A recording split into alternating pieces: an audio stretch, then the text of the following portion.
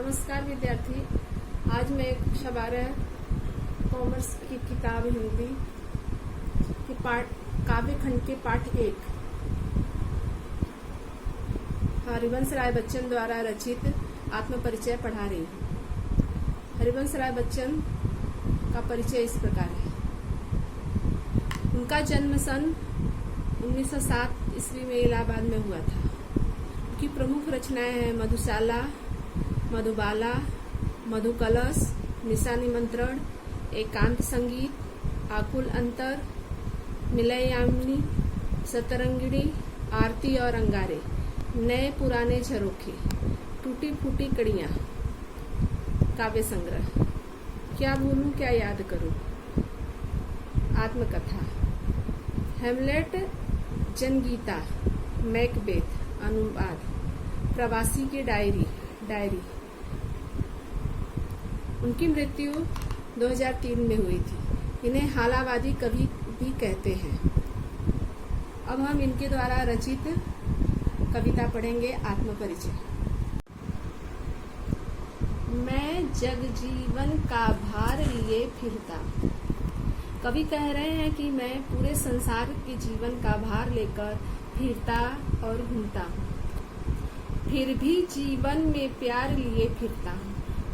और कह रहे हैं कि मेरे ऊपर बहुत सारा भार है, फिर भी मेरा जीवन जो है वो प्रेम से भरा हुआ है। प्रेम भरे जीवन को मैं लेकर फिर रहा हूँ। कर दिया किसी ने झंकृत जिनको छूकर। अब वह अपनी पत्नी के बारे में बता रहे हैं। वे कह रहे हैं कि उनके जीवन में कभी उनकी पत्नी थी जो अभी नहीं है। वो उनकी पत्नी जब उनके जीवन में आई तो उनके जीवन को जैसे तार वाले वाद्य यंत्र होते हैं उसे छूने से झंकृत हो जाता है, उसी प्रकार इनका जीवन भी इनकी पत्नी के आने से झंकृत हो गया था। मैं सांसों के 2 तार लिए फिरता हूँ। अब उनकी पत्नी उनके साथ नहीं है, फिर भी वह सांसों के 2 तार को लेकर घूम रहे हैं। मैं स्नेह सुरा का पान किया करता हूँ। कवि कह रहे हैं कि पूरा संसार जो है मदिरा का पान करता है, अनेक प्रकार के जो है वस्तुओं का पान करता है, लेकिन कवि स्नेह भरे जीवन, उनका जीवन जो है वो स्नेह से भरा हुआ है। वो स्नेह का पान करते हैं, किसी मदिरा या फिर मद का पान नहीं करते हैं। मैं कभी न जग का ध्यान किया करता हूँ। और संसार जीवन से वो कभी भी लालायित नहीं हुए, लोभित नहीं हुए। वो कभी भी उन लोगों के बारे में नहीं सोचते जो दुनिया प्रपंच में पड़ी रहती है। ये अपना है, ये पराया है, दुनिया भर को इसको धोखा देना है, ये करने से अपना स्वार्थ पूर्ति होगा। इन सब बातों पे वो ध्यान नहीं देते हैं। जग पूछ रहा उनको जो जग की गाते। और क्या कह रहे हैं कि संसार में उन्हीं का नाम होता है जो संसार में तोड़ मरोड़ में लगे हुए होते हैं, अपने मान सम्मान को बढ़ाने के लिए दुनिया भर का जो है प्रपंच करते रहते हैं, उन्हीं को दुनिया याद करता है। मैं अपने मन का गान किया करता हूँ, लेकिन कवि इन सब प्रपंचों में न पड़ के अपने मन का ही करते हैं, अपने मन की मस्ती में हमेशा डूबे रहते हैं। उन्हें मैं निज उर के उद्गार लिए फिरता हूँ। और क्या कह रहे हैं कि वे अपने हृदय में अनेक बातों को दबाकर रखे हुए घूम रहे हैं। मैं निज उर के उपहार लिए फिरता हूँ। और वह अपने अंदर, हृदय के अंदर बहुत सारे उपहार लेकर घूम रहे हैं। है यह अपूर्ण संसार न मुझको भाता। कवि का मानना है कि यह संसार अपूर्ण है और अपूर्णता होने के कारण यह संसार इनको अच्छा नहीं लगता। मैं स्वप्नों का संसार लिए फिरता हूँ। इसलिए कवि अब जो है स्वप्नों के संसार में ही घूमना पसंद करते हैं। मैं जला हृदय में अग्नि दहा करता हूँ। और ये बहुत दुखी है, लेकिन अपने हृदय के दुख को वे व्यक्त नहीं करते और हृदय में ही जल रहे हैं। सामने से वो खुश दिखते हैं, लेकिन अंदर ही अंदर जल रहे हैं। सुख दुख दोनों में मग्न रहा करता हूँ। संसार में क्या होता है, जब लोग खुश रहते हैं तो उनकी खुशहाली दिखती है, और दुखी रहते हैं तो उनको पूरा संसार दुखी दिखता है। लेकिन कभी को इससे फर्क नहीं पड़ता, चाहे जीवन में दुख हो या सुख हो, दोनों में वो मग्न मस्त रहा करते हैं। जग भव सागर तरने को नाव बनाए, और जो है इस संसार या जो है वो भव सागर है, और इस भव सागर को पार करने के लिए इन्होंने नाव बना ली है। मैं भव मौजों पर मस्त बहा करता हूँ।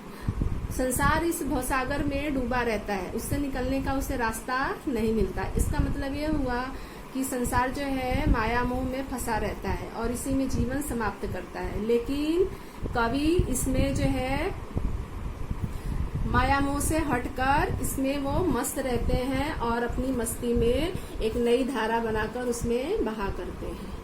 मैं यौवन का उन्माद लिए फिरता हूँ, और यौवन जो अवस्था होती है उसमें सभी प्रकार के ताकत होती है, शारीरिक मानसिक। इसलिए यौवन को जीवन का सबसे जो है युवावस्था सबसे अच्छा माना गया है। इसलिए कभी बुढ़ापे में जो है शारीरिक कमजोरी होती है और बचपन में शारीरिक कमजोरी और मानसिक, लेकिन युवावस्था को जो है यौवन में ये मतलब ये अपने जीवन को युवावस्था में ही जीना चाहते हैं। उन्मादों में अवसाद लिए फिरता हूँ, और उसे उन्माद मतलब पागलपन, और इस पागलपन में वो जीवन जी रहे हैं और उसके अंदर जीवन तो अपना जो है अच्छे से जी रहे हैं, लेकिन इनके अंदर जो है बहुत सारे दुख भी हैं जो मुझको बाहर हंसा रुला भीतर है। और जो इनके अंदर दुख है वो अंदर से तो दुखी रहते हैं लेकिन बाहर हंसते हुए दिखाई देते हैं। मतलब वो अपना दुख दूसरों के सामने प्रकट नहीं करते, अंदर ही अंदर दुखी रहते हैं लेकिन सामने खुश दिखाई देते हैं। मैं हाय किसी की याद लिए फिरता हूँ, और वह अपने जीवन में उनके जीवन में कोई नहीं है, मतलब उनकी पत्नी उनका साथ छोड़ गई है, इसलिए वह अपने जो है प्रिय को याद करते रहते हैं। कर यत्न मिटे सब सत्य किसी ने जाना। और क्या कह रहे हैं कि सभी लोग सत्यता को जानने की कोशिश करते रहते हैं लेकिन कोई जानता नहीं है। नादान वही है हाय जहाँ पर दाना। और क्या कह रहे हैं कि इस संसार में कुछ लोग अच्छे भी होते हैं और कुछ बुरे, यानी कुछ नादान भी होते हैं और कोई कुछ जानकार भी होते हैं। सबको पता है ये सत्य है ये असत्य है, लेकिन उसी में उलझे हुए रहते हैं। फिर मूढ़ न क्या जग जो इस पर भी सीखे। और यह सब कुछ जानते हुए भी वह मूर्खों की भांति उसी में लगे रहते हैं और कुछ जीवन से सीख नहीं लेते। मैं सीख रहा हूँ सीखा ज्ञान भुलाना। और जो है मैं जो ज्ञान सांसारिकता को देखकर जो ज्ञान प्राप्त किया हूँ उसे मैं भुलाना सीख रहा हूँ। अर्थात दुनिया जो है कुछ नया, सब कुछ जान के भी कुछ नया जानने की कोशिश करता है, लेकिन कवि जो सांसारिकता से सीखे हैं उसे भुलाना चाहते हैं। मैं और जग और कहाँ का नाता। और वह अपने आप को कुछ और बता रहे हैं और दुनिया को कुछ और कह रहे हैं कि मेरे में और दुनिया में कोई भी नाता नहीं है। मैं बना कितने जग रोज मिटाता। और क्या कह रहे हैं कि जो अभी संसार है ऐसे संसार में रोज नया नया बनाता हूँ और उसे मिटा देता हूँ। जग जिस पृथ्वी पर जोड़ा करता वैभव। और क्या कह रहे हैं कि संसार में सभी वैभव सुख जीने के लिए तोड़ जोड़ में लगे रहते हैं, से उस पृथ्वी को ठुकराता। और कभी अपने पैरों की ठोकर मारकर ऐसे पृथ्वी को मतलब ठुकरा रहे हैं जिस पर लोग वैभव सुख खोजते रहते हैं। मैं निज रोदन में राग लिए फिरता हूँ।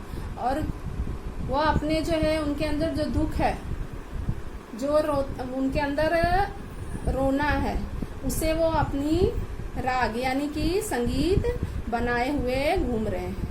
शीतल वाड़ी में आग लिए फिरता हूँ। वो अंदर से उनके अंदर आग लगी हुई है, लेकिन वह जो है लोगों के सामने उस अग्नि को शीतलता प्रदान करके वाड़ी का प्रयोग करते हैं, मतलब वह शीतल वाड़ी बोलते हैं।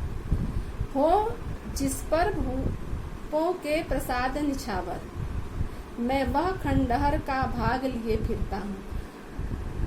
और जिस पर हजारों जो है राजाओं के महल निछावर हो, उस पर वो एक खंडहर जो टूटा फूटा मकान है उसे लेकर घूम रहे हैं। मैं रोया इसको तुम कहते हो गाना। आगे वह कह रहे हैं कि जो मेरे अंदर दुख है, दर्द है, जो मैं व्यक्त कर रहा हूँ उसे तुम यानी संसार क्या समझ रहा है? गाना। मैं फूट पड़ा तुम कहते छंद बनाना। और जो मेरे अंदर मेरे दुख दर्द फूट पड़ रहे हैं उसे तुम छंद बनाना कह रही हो।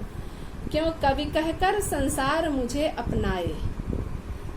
और फिर वो प्रश्न पूछ रहे हैं कि यह संसार मुझे कवि कहकर क्यों अपनाए।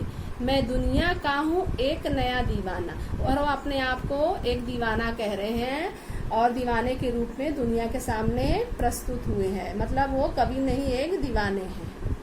मैं दीवानों का वेश लिए फिरता हूँ और उनका जो वेश धारण है वह दीवानों का है। मैं मादकता निशेष लिए फिरता हूँ और अपने जीवन में एक पागलपन लेकर घूम रहे हैं, जिसको सुनकर जग झूम झुके लहराए। और उनकी मादकता और दीवानापन देखकर संसार उनके ऊपर झूमती है और झुककर उन्हें नमस्कार करती है और उनके गीतों पर लहराती है।